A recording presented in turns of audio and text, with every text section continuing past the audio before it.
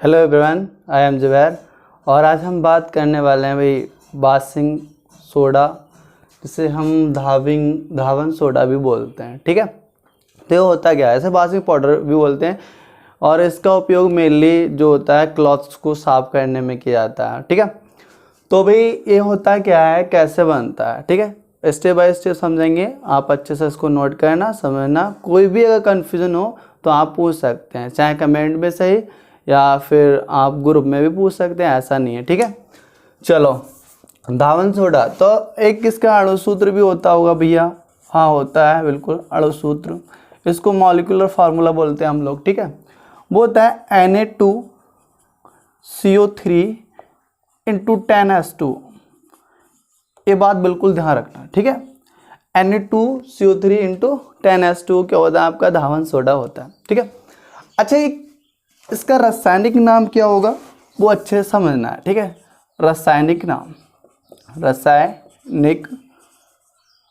नाम, ठीक है।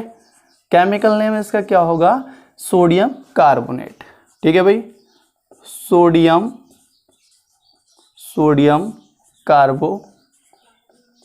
कार्बोनेट, क्लियर है, सोडियम कार्बोनेट।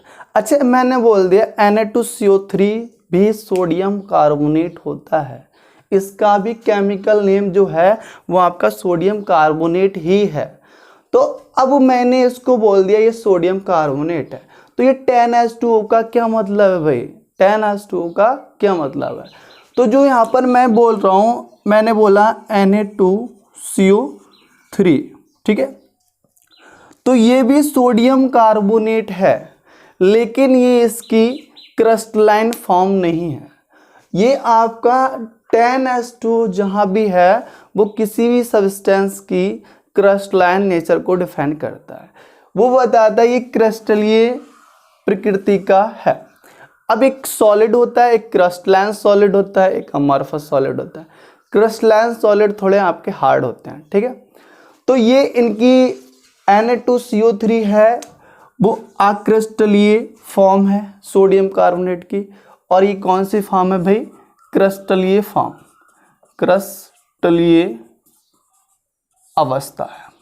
क्लियर है भाई, क्रिस्टलीय अवस्था। जैसे आपने फिटकरी देखा होगा, फिटकरी का सूत्र जो होता है वो लास्ट में 24S2 होता है, K2Cr2Al2SO4 इंटू 24S2। ठीक है, तो जो फिटकरी होती है तो उसमें भी 24S2 होते हैं, तो वो उसके क्रिस्टलाइन नेचर को बताती है। कभी देखा होगा तो आपने अज्यूम किया होगा वो उसकी क्रिस्टलीय नेचर की होती है। फिटकरी क्या होती है, क्रिस्टलीय नेचर की होती है। ऐसे यहाँ पर ये जो इसकी क्रिस्टलीय अवस्था को डिफाइन करता है और कुछ नहीं है, ये सोडियम कार्बोनेट है। अभी मैंने लिखा था Na2CO3, ये भी आपका सोडियम कार्बोनेट है, बट ये उसकी अक्रिस्टलीय अवस्था थी, ये इसकी क्रिस्टलीय अवस्था थी। क्लियर है। अच्छा रासायनिक नाम हो गया। अब बात आती है बनाने की विधि, बनाने की विधि। तो भाई ये लैब अगर मेथड मैं अब बता रहा हूँ आपको, वैसे इससे पहले मैंने सोडियम बाइकार्बोनेट बताया था, तो वहाँ मैंने उसकी केमिकल प्रॉपर्टी बताया, अगर आपको आई होप याद हो, तो मैंने उसको केमिकल हीटिंग इफेक्ट पढ़ाया था, तो सोडियम कार्बोनेट प्राप्त हुआ था। ठीक है, तो उससे भी हम बना सकते हैं, बट यहाँ हम लैब मेथड बनाएंगे तो सोडियम हाइड्रोक्साइड से बनाएंगे। तो NaOH लिया हमने, ये आपका सोडियम हाइड्रोक्साइड है, सोडियम हाइड्रोक्साइड है, ठीक है, ये सोडियम हाइड्रोक्साइड है और मैंने यहाँ इसको CO2 से रिएक्ट करा दिया। ये है भाई कार्बन डाइऑक्साइड,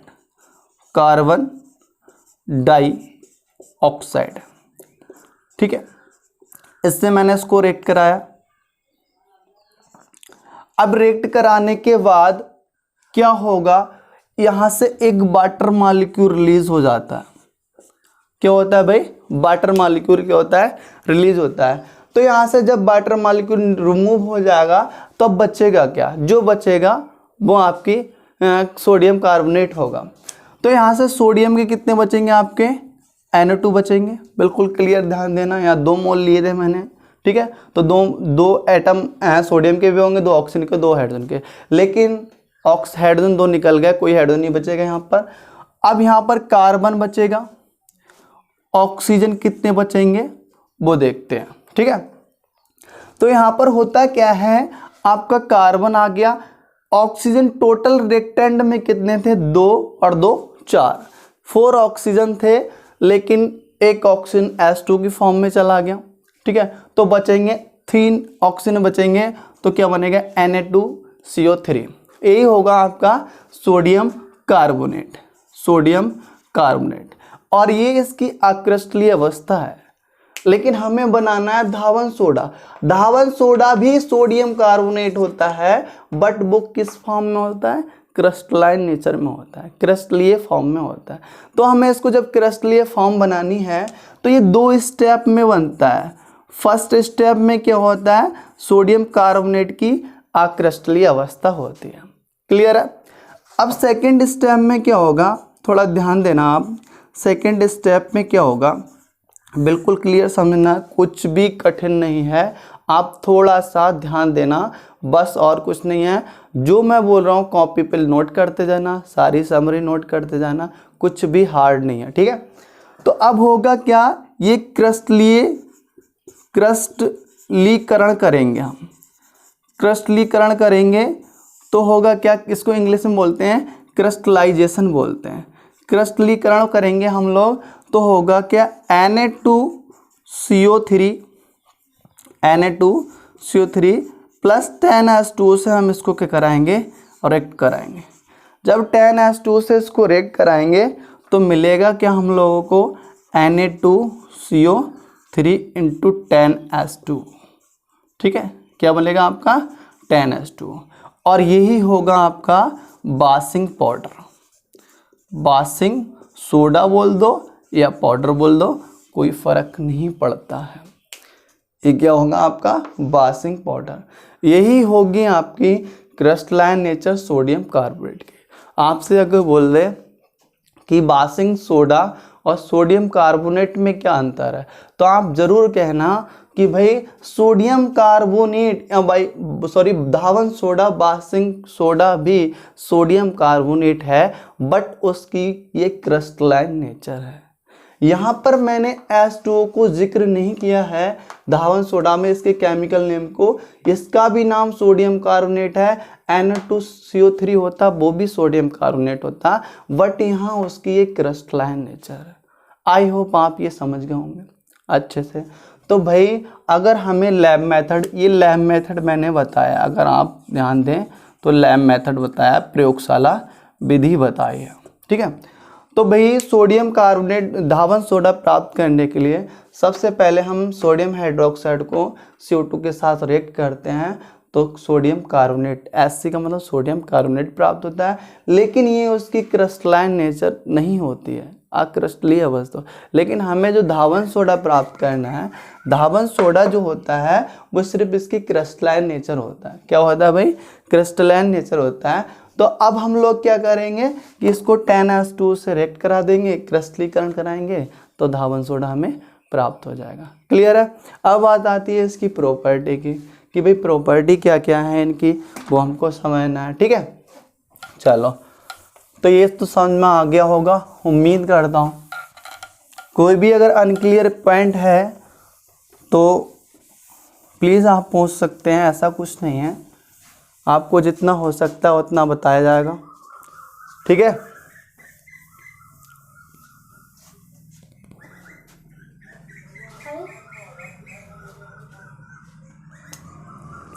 तो अब हम लोग बात कर रहे थे प्रॉपर्टी की बात कर रहे थे। तो इसकी प्रॉपर्टी होती क्या है, तो बहुत सारी प्रॉपर्टी दी है, इसकी बहुत सारी प्रॉपर्टीज़ दी गई है, ठीक है। तो प्रॉपर्टीज़ की बात करें हम लोग, तो हम लोग बात कर रहे हैं गुण की। किसकी बात कर रहे हैं, गुण की, प्रॉपर्टीज, ठीक है। तो बहुत सारी प्रॉपर्टीज़ दी गई हैं, तो वही हमको समझना है, ठीक है।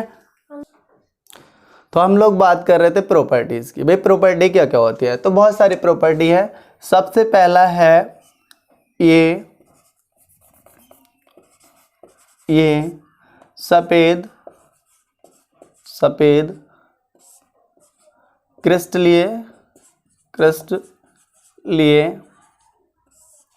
पदार्थ होता है। It is the white crystalline substance. ठीक है, सफ़ेद क्रिस्टलीय पदार्थ होता है। एक क्रिस्टलीय का मतलब आप समझ गए, ये भी ठोस है, लेकिन क्रिस्टलीय ठोस और हमारा सॉलिड भी कई प्रकार के होते हैं। तो क्रिस्टलीय ठोस होते हैं, हम मेनली समझ सकते हैं, ये थोड़े हार्ड होते हैं। ठीक है, बहुत सारी प्रॉपर्टी है, मैं अभी बता नहीं सकता आपको, बट यहाँ आप इतना समझ लो, ये थोड़े हार्ड होते हैं। ठीक है, सेकंड है ये जल में विलय होता है, मतलब ये घुल जाता है, जल में विलय होता है। क्लियर है? होता है। थर्ड है इसका जलीय विलयन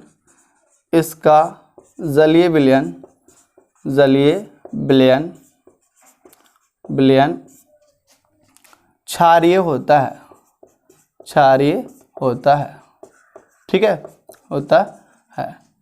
फोर्थ है आपका, जब इससे वाटर मॉलिक्यूल रिमूव हो जाते हैं तो वो सोडियम कार्बोनेट की अक्रिस्टलीय फॉर्म भी बोलते हैं उसको।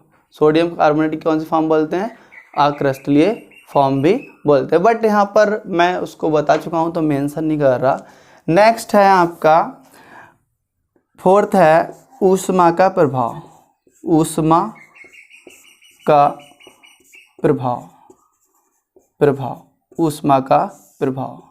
Effect of heat. तो भाई ऊष्मा का प्रभाव क्या होता है? अभी जाहिर सी बात है, इसमें वाटर के मॉलिक्यूल्स हैं, जब उसको हीट करेंगे तो वो रिमूव होंगे, बिल्कुल रिमूव होंगे। ठीक है, तो जब Na2CO3 × 10H2O को हम जब गर्म करते हैं तो हमें बनता है Na2CO3 × H2O, और 9 मॉलिक्यूल ऑफ H2O क्या होते हैं? रिमूव हो जाते हैं। गर्म करेंगे वाटर मॉलिक्यूल होगा, निकलेगा, जाहिर सी बात है। ठीक है, तो जब वो सोडियम कार्बोनेट को बेकिंग सोडा को जब गर्म किया जाता है तो 9 मॉलिक्यूल्स क्या होते हैं? रिमूव। अगर अधिक गर्म करेंगे और अधिक गर्म करने पर क्या होगा भाई? जब हम अधिक गर्म करेंगे तो Na2CO3 × H2O जो बचा था हमारा, वो भी मॉलिक्यूल क्या होगा? रिमूव होगा। जब इसको क्या करेंगे? गर्म करेंगे तो क्या बनेगा? Na2CO3 बनेगा और H2 क्या होगा? रिमूव हो जाएगा। ठीक है, इसको बोलेंगे निर्जल सोडियम कार्बोनेट। इसको हम लोग बोलते हैं निर्जल सोडियम कार्बोनेट। क्लियर है ना? क्या बोलेंगे इसको? निर्जल सोडियम कार्बोनेट। जब हम सोडियम कार्बोनेट को बेकिंग सोडा को और जब अधिक टेम्परेचर पर हीट करेंगे तो एनहाइड्रस सोडियम कार्बोनेट, निर्जल सोडियम कार्बोनेट प्राप्त होता है, Na2CO3। ठीक है, क्लियर है? और भी कई केमिकल प्रॉपर्टी हैं। ठीक है, नेक्स्ट हम बोल सकते हैं, फिफ्थ बोल सकते हैं अम्लों से क्रिया।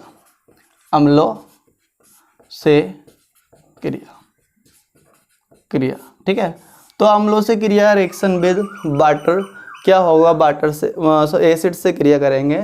तो जब ये एसिड से क्रिया करते हैं, जो सोडियम कार्बोनेट है वो एसिड से क्रिया करेगा तो क्या बनेगा? आपका साल्ट बनेगा,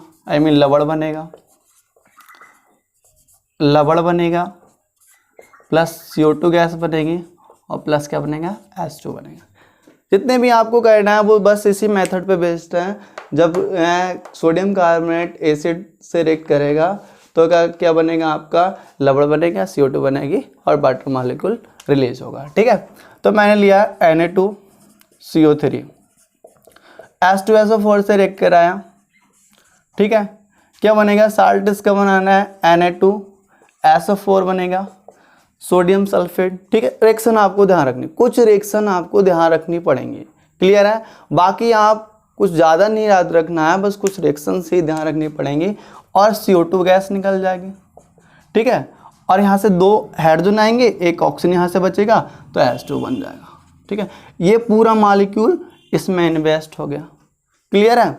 अगर मैं इसी की रिएक्शन ले लूँ Na2CO3 ले लूँ और HCl से रिएक्शन कराऊँ तो भैया एक सोडियम एक क्लोरीन से रिएक्ट करता है, लेकिन सोडियम कितने हैं 2, तो क्लोरीन कितने 2, तो यहाँ पर 2 से आपको क्या करनी पड़ेगी, मल्टीप्लाई करानी पड़ेगी। ठीक है, तो यहाँ से होगा क्या आपका 2NaCl का साल्ट बनेगा, CO2 गैस बनेगी और H2 निकल जाएगा। क्लियर है। तो ये लवण हो गया, ये भी लवण है, ये कार्बन डाइऑक्साइड, ये H2। ठीक है, तो मैंने बोला जब सोडियम कार्बोनेट अम्लों से क्रिया करता है तो लवण जल और कार्बन डाइऑक्साइड गैस क्या होती है, बनती है। ठीक है, आई होप आपको ये सब समझ में आता होगा अच्छे से। मैंने बोला रिएक्शन आपको याद रखनी पड़ेगी, ये मैं ट्रिक बता रहा हूँ, उससे ट्रिक पे बेस्ड है। ठीक है, 6 मैं बोल सकता हूँ SO2 से क्रिया, SO2 से क्रिया बहुत ही सिंपल है। अगर एक रिएक्शन आप समझ लेंगे तो बाकी सारी हो जाएंगी। ठीक है, सोडियम कार्बोनेट है, CO3 है, SO2 से रिएक्शन कराएंगे। भाई हीट तो करना पड़ता है। ठीक है, अगर हीट नहीं दिया है फिर भी करना पड़ता है।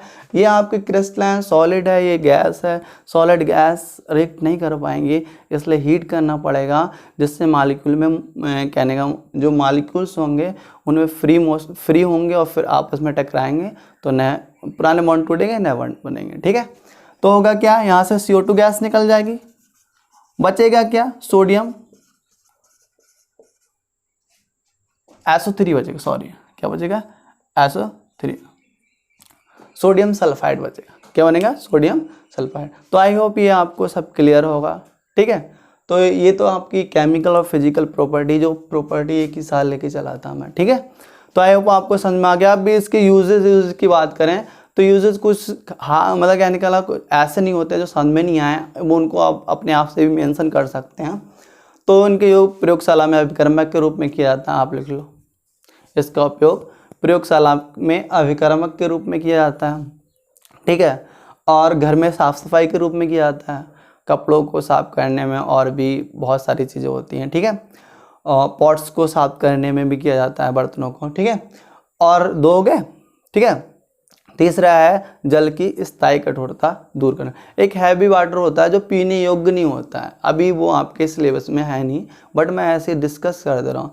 जो पीने योग्य नहीं होता है तो वो कठोर जल बोलते हैं। तो उसका उपयोग क्या होता है, आपका कहने का मतलब होता है उसका उपयोग आपका कहने का मतलब स्थायी कठोरता को दूर करने में किया जाता है। ठीक है, और भी कई सारे उपयोग होते हैं। ठीक है, तो आई होप ये आपको अच्छे समझ में आ गया होगा।